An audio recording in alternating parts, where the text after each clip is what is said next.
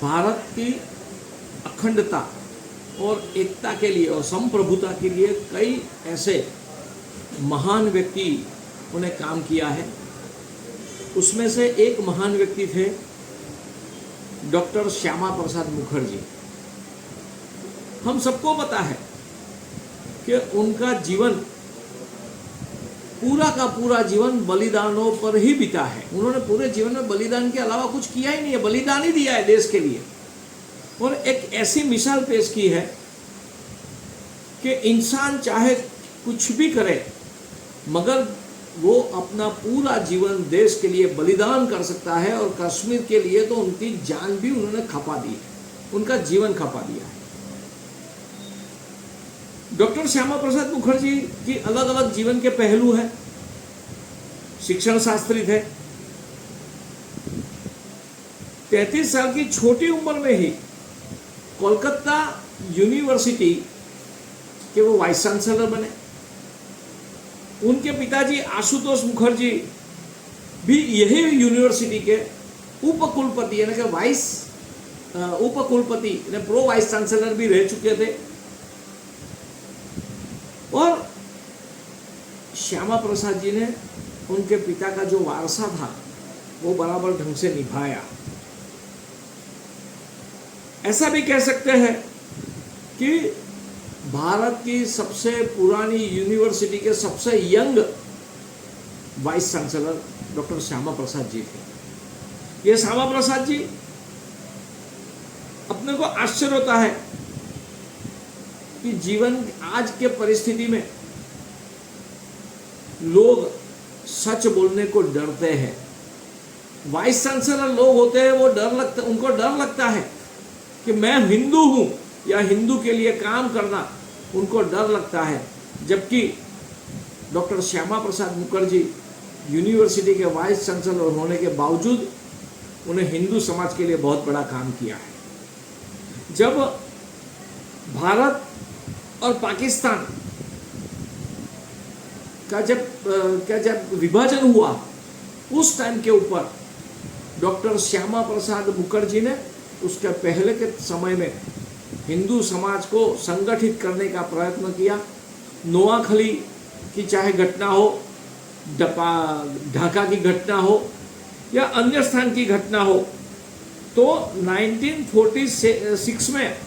जिस प्रकार से सीधे पकड़े का डायरेक्ट एक्शन का जो मुस्लिम लीग के द्वारा एक ऐलान किया गया था, उस वक्त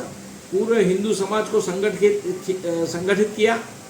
और बचाने का प्रयत्न किया कि जब हिंदुओं की कत्ल हो रही थी तो हिंदू समाज को डटकर खड़े रहने का शिक्षण डॉक्टर श्यामा प्रसाद मुखर्जी ने दिया। श्यामा प्रसाद मुखर्जी को यह भी ज्ञात था कि अगर मैं समाज सेवा इतना करता हूं मगर अगर मुझे कुछ हिंदू समाज की सुरक्षा करनी है तो मुझे कहीं ना कहीं पॉलिटिकल पार्टी में काम करना ही पड़ेगा। इसलिए हिंदू महासभा के उन्होंने सदस्यता ली और बाद में हिंदू महासभा के अध्यक्ष भी बने। आपको आश्चर्य होगा कि कांग्रेस का इतिहास हम जानते हैं और यही कांग्रेस के जवाहरलाल नेहरू जो हिंदुओं के कट्टर विरोधी थे, वो डॉक्टर श्यामा प्रसाद मुखर्जी की हाइट इतनी बड़ी हो गई थी, काम करते करते हिंदू समाज के बीच में वो विरोध पक्ष में होने के बावजूद भी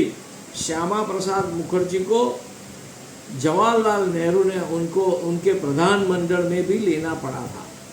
ये उनकी योग्यता, उनका जो बढ़ा हुआ कद, हिंदू समाज के प्रति उनकी जो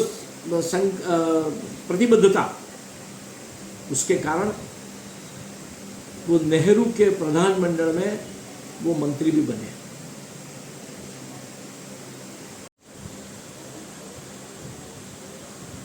गांधी जी मना करते थे कि भारत माता के टुकड़े मेरे शरीर पर होगा, मैं मर जाऊंगा मगर भारत माता के टुकड़े नहीं होने दूंगा। कांग्रेस भी यही कहती थी, मगर हिंदुस्तान के टुकड़े, भारत माता के टुकड़े धर्म के आधार पर यही जीना नेहरू की मिली भगत के कारण यह हुआ, ये हम सब जानते हैं।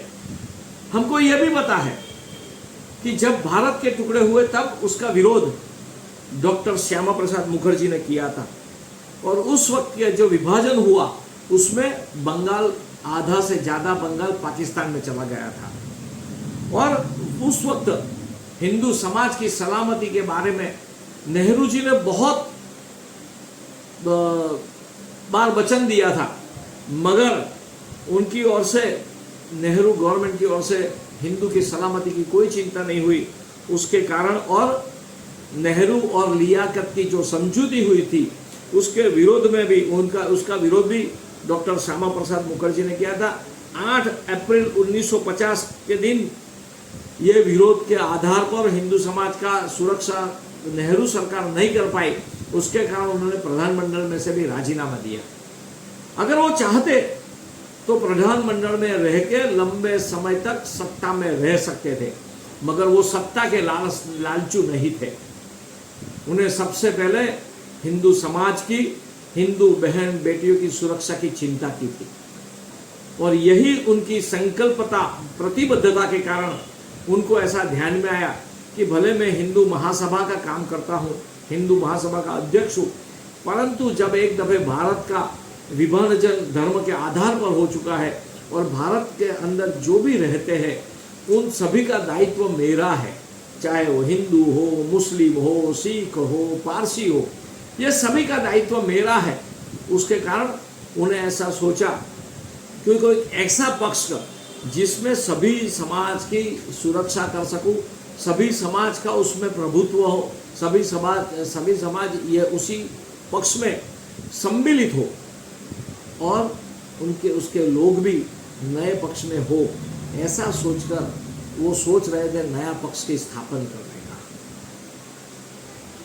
डॉक्टर श्यामा प्रसाद मुखर्जी ने नए पक्ष शुरू करने की जो सोच रहे थे, उसके अनुसंधान में वो अलग अलग अनेक प्रकार के लोगों को मिले। समाज के अलग अलग तबके के लोगों को भी मिलना उन्होंने पसंद किया। उसके ही अनुसंधान में राष्ट्रीय स्वयंसेवक संघ RSS के पूर्व सरसंघ चालक परम पूज्य गुरुजी को वो मिलने गए, और जब गुरुजी ने जब मिले और उनकी जब मुलाकात हुई तो मुलाकात बहुत ही फलदायी रही। उस मुलाकात के अंदर डॉक्टर श्यामा प्रसाद मुखर्जी ने हिंदू राष्ट्र वगैरह की बात की, मगर गुरुजी ने उनको ऐसा थोड़ा समझाया और उनसे बातचीत में ये बात कही कि ये राष्ट्र पूरा पर्व से अखंड गति से चल रहा है। ये राष्ट्र कभी भी हिंदू राष्ट्र आप जाहिर नहीं कर पाएंगे, क्योंकि ये अपने देश के अंदर हिंदू समाज की जो मूल भावना है, वसुधैव कुटुंबकम, पूरा विश्व हमारा एक कुटुंब है, ये भावना को ध्यान में रखते हुए अनादि काल से इस भारत की जो चिति है, वो चिति को हमें मजबूत बनानी चाहिए, और जो भारत की जो मूलभूत संस्कृति है उस संस्कृति को हमें आगे ले जाना चाहिए। अगर वो संस्कृति को हम आगे ले जाते हैं, हमारे संस्कार को आगे ले जाते हैं, तो पूरा विश्व, संपूर्ण विश्व हमारा है। ये बात जब परम पूज्य गुरुजी ने बात की डॉक्टर श्यामा प्रसाद मुखर्जी से, और श्यामा प्रसाद मुखर्जी को ध्यान में आया कि गुरुजी की बात, क्योंकि गुरुजी एक संत पुरुष थे, तो उनको ध्यान में आया कि ये बात सही है। और उस समय गुरुजी ने भी डॉक्टर श्यामा प्रसाद मुखर्जी को बराबर सुनने के बाद उनको ऐसी बात कही कि आपको आपके विचार के अनुकूल और भारत की संस्कृति को जो अनुकूल बात है, उसके अनुसंधान में संघ आपको मदद कर सकता है, और उस प्रकार से मदद करेगा कि आप नया राजकीय पक्ष बनाएंगे तो हम आपको समय समय पर कई लोग संघ में संस्कार सिंचन के साथ जुड़े हुए, गढ़े हुए और अनेक कसौटियों में से पास हुए कार्यकर्ता आपको देंगे। उसके आधार पर आप संगठन खड़ा करो, और उसके आधार पर राजकीय पक्ष जो भारतीय संस्कृति, भारतीय चिति को ध्यान में रखते हुए काम करेगा, और सामाजिक जो हमारा ढांचा है उसको भी मजबूत बनाएगा और सांस्कृतिक और उसको लेकर संघ कभी सीधे राजकीय पक्ष नहीं बनेगा, राजकीय पक्ष में इन्वॉल्व नहीं होगा, मगर आपको मदद रूप होगा। और इसके लिए परम पूज्य गुरुजी ने पंडित दीनदयाल उपाध्याय, अटल बिहारी वाजपेयी, श्री डॉक्टर भाई महावीर जी, श्री सुंदर सिंह जी भंडारी, श्री यज्ञदत्ता शर्मा जी, जगन्नाथ राव जोशी जी, कुशाभाऊ ठाकरे जी,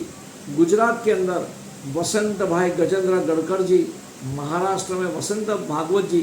जैसे प्रचारक कक्षा के चुने हुए अच्छे अलग अलग प्रकार की कसौटी में से निकले हुए ऐसे शिस्तबद्ध, वैचारिक रूप से बिल्कुल संस्कृति को संभाल सके और राजकीय परिवेश भी समझ सके, ऐसे कार्यकर्ता जो प्रचारक लेवल के थे, ऐसे पंडित दीनदयाल जी उपाध्याय, अटल बिहारी वाजपेयी जी, डॉक्टर भाई महावीर जी, श्री सुंदर सिंह जी भंडारी, श्री यज्ञदत्ता शर्मा, श्री जगन्नाथ राव जोशी, कुशाभाऊ ठाकरे जी, गुजरात के अंदर वसंत भाई गजेंद्र गडकर जी, महाराष्ट्र में वसंत भागवत जी जैसे कार्यकर्ता उनको दिए गए, जिसके आधार पर 1951 में डॉक्टर श्यामा प्रसाद मुखर्जी ने भारतीय जनसंघ की स्थापना की। और ये जो जनसंघ की स्थापना की उसके मूल में भारत को केंद्रित किया गया। भारत का आर्थिक, सामाजिक और राजकीय ढांचा कैसा होना चाहिए, भारत का जो वातावरण है और परापूर्व से हमारे जो संस्कार है वो किस प्रकार से होना चाहिए, भारत के मूलभूत दर्शन क्या है, उसको समझने के बाद उसको उसी दिशा में ले जाने के लिए, क्योंकि भारत की चींटी जिंदा रहनी चाहिए कि जो हजारों लाखों वर्षों से भारत की चींटी चली आ रही है, जो भारत के जन जन के मन में, दिमाग में और हृदय में बसी हुई है, उसको ध्यान में रखते हुए और साथ में विश्व के साथ कदम मिलाने के लिए ज्ञान विज्ञान के साथ आगे बढ़ने के लिए और संकुचित मानस नहीं मगर सभी को साथ लेके चलना, ऐसा पक्ष श्यामा प्रसाद मुखर्जी ने इस देश को दिया।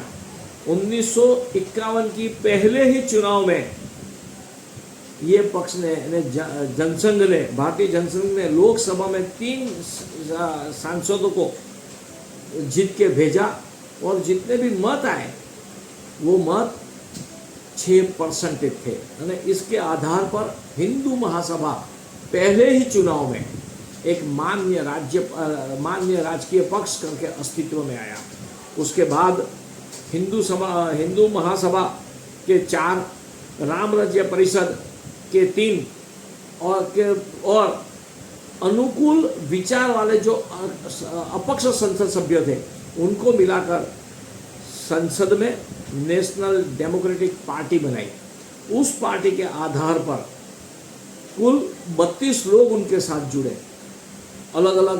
पक्षों के अलग अलग लोगों, ऐसा करके 32 लोग उनके साथ जुड़े और उन सभी ने एक संयुक्त कार्यक्रम बनाया। और विरोध पक्ष के लिए, जो विरोध पक्ष का जो नेता होता है उसके लिए अपने संसद में 50 संसद सभ्य चाहिए, तो उसके लिए उन्होंने कि प्रजा समाजवादी पक्ष के अशोक मेहता जी को भी साथ में लेकर, उनका भी टेका लेके उन्होंने एक विरोध पक्ष करके एक मोर्चा खड़ा किया। और भारत के पहले व्यक्ति ऐसे थे कि जो अलग अलग पक्षों से अलग अलग लोगों को साथ में लेकर, सबको साथ में लेकर एक विरोध पक्ष खड़ा किया करने वाले, जो एक फ्रंट खड़ा करने वाले डॉक्टर श्यामा प्रसाद मुखर्जी पहले व्यक्ति थे। ऐसे श्यामा प्रसाद मुखर्जी हम सबके लिए। आज लोग ऐसा कहते हैं कि हमने इनको जोड़ा, मगर सबसे पहले अगर कि सबको साथ लेने का अगर किसी ने प्रयत्न किया हो भारत के अंदर, तो डॉक्टर श्यामा प्रसाद मुखर्जी पहले व्यक्ति थे। जिस प्रकार डॉक्टर श्यामा प्रसाद मुखर्जी ने गठबंधन का राजकारण ने पॉलिटिक्स की जो शुरुआत की, उसके कारण पंडित जवाहरलाल नेहरू को संसद में जवाब देना मुश्किल होता था। जिस प्रकार से श्यामा प्रसाद मुखर्जी और उनके सहयोगी जो प्रश्न करते थे, जवाहरलाल नेहरू के पास कोई जवाब नहीं था, क्योंकि हम जवाहरलाल नेहरू को अच्छी तरह जानते हैं। पहले से ही उनकी मानसिकता मैं और मेरा पक्ष उसकी थी, और जबकि विरोध पक्ष की नहीं थी, संपूर्ण देश के हित में उनकी बात करने की आदत थी। उसके कारण एक दफे जवाहरलाल नेहरू को ने जब सियाचिन की पट्टी पर चीन ने कब्जा किया, तब उन्होंने ऐसा कहा था कि वहाँ तो घास का तनखला भी नहीं होता है। तब श्यामा प्रसाद मुखर्जी और महावीर जी त्यागी ने ऐसा कहा था कि हमारे सर पर बाल नहीं उगते हैं, आपके और हमारे, क्योंकि डॉक्टर जवाहरलाल नेहरू जी, श्यामा प्रसाद मुखर्जी और महावीर त्यागी जी तीनों को टाल थी, सर पर बाल नहीं है। तो तीनों ने ऐसा, उनको दोनों ने जवाहरलाल जी को कहा, अगर हमारे सर पर बाल नहीं उगते हैं तो क्या हमारा सर काट देना चाहिए। ये सुनकर जवाहरलाल को गुस्सा आया और जवाहरलाल जी ने ऐसा कहा कि I will crush you and your Jana Sangh. तब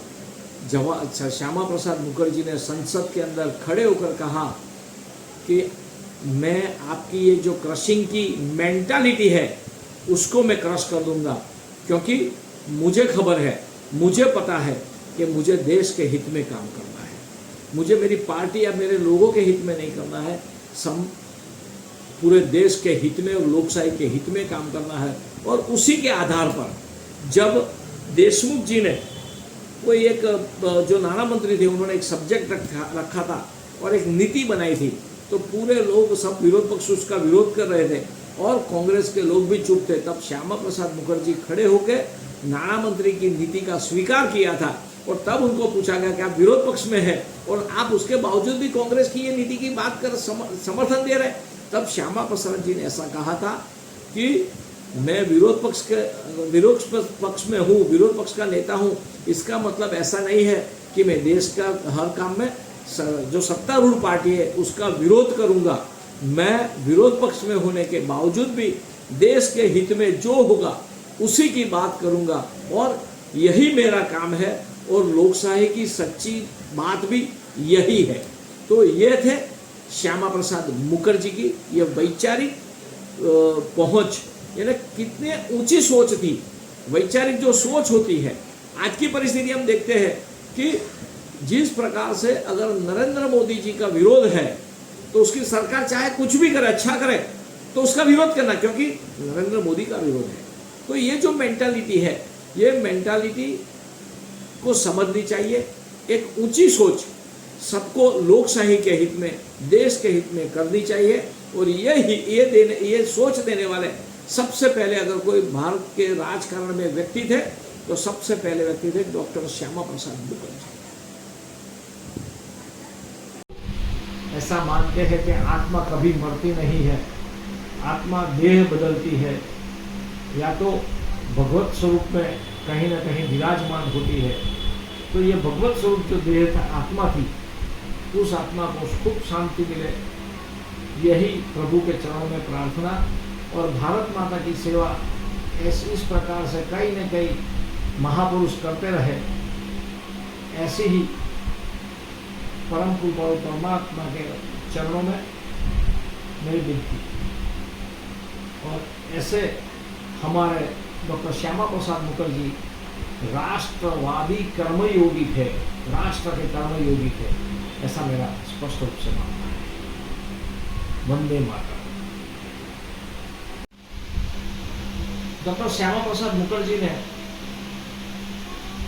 ये जो आंदोलन शुरू किया और कश्मीर को संपूर्ण रूप से भारत में विलीनीकरण का एक ठराव पास किया, उसको लेकर वो समूचे भारतवर्ष में दिसंबर 1952 से आंदोलन शुरू हुआ। 1953 में अखिल भारतीय रूप से ये आंदोलन पूरे भारत में हुआ। राष्ट्रीय स्वयंसेवक संघ ने भी एक ठराव पारित किया और उसमें जिस प्रकार से शेख अब्दुल्ला की सरकार वर्तन करती थी उसको कड़े शब्दों में उसकी निंदा की, उसकी भर्त्सना की। सबके बीच में उसके पूरे देश में आंदोलन जगाने की जब बात आई, श्यामा प्रसाद मुखर्जी ने खुद कश्मीर जाके कश्मीर को में प्रवास करने का कहा और शेख अब्दुल्ला की सरकार ने और भारत सरकार ने पहले अपोज किया और उसके बाद जब डॉक्टर श्यामा प्रसाद मुखर्जी जब पंजाब से निकले और उनकी जब धरपकड़ हुई तो उनको एक खखड़ध्वज गुजराती में कहते हैं, मगर एक बेकार पुरानी जीप में उनको ले जाया गया। उसके बाद उनको अस्पताल में उनको भर्ती कराया गया और उस वक्त जो डॉक्टर वैद्य थे उनको भी साथ में नहीं रखने दिया और अचानक डॉक्टर श्यामा प्रसाद मुखर्जी का 23 जून 1953 के दिन उन्होंने देह त्याग कर दिया, ऐसा समाचार दिया गया सरकार के द्वारा। मगर उस वक्त भी सरकार को जनसंघ के लोगों ने और अन्य पक्षों ने भी कहा था कि ये श्यामा प्रसाद मुखर्जी का अवसान नहीं है और उनकी हत्या हुई है, उसकी जांच कराई जाए। आज तक इसकी जांच क्या हुई थी उसकी फाइल दबी पड़ी है। हम सबको जानने का अधिकार है कि श्यामा प्रसाद मुखर्जी की हत्या हुई थी कि नहीं। और मैं ऐसा मानता हूं कि नरेंद्र भाई मोदी और अमित जी शाह ने जिस प्रकार से कश्मीर में से 370 की कलम हटाकर क्रांतिकारी पगला जो लिया है, मेरा ऐसा स्पष्ट रूप से मानना है कि कल का जनसंघ, आज का भारतीय जनता पार्टी ने डॉक्टर श्यामा प्रसाद मुखर्जी के चरणों में उनको एक श्रद्धांजलि अर्पण की है, ऐसा मेरा मानना है। और इतना विराट व्यक्तित्व डॉक्टर श्यामा प्रसाद मुखर्जी का, राष्ट्र भावना से उन्नत, भरपूर, जिन्होंने पूरा खुद का समूचा जीवन देश के लिए, कश्मीर के लिए खपा दिया, ऐसे व्यक्ति को मेरी इतनी हैसियत नहीं है कि उनको श्रद्धांजलि दे सकूं, मगर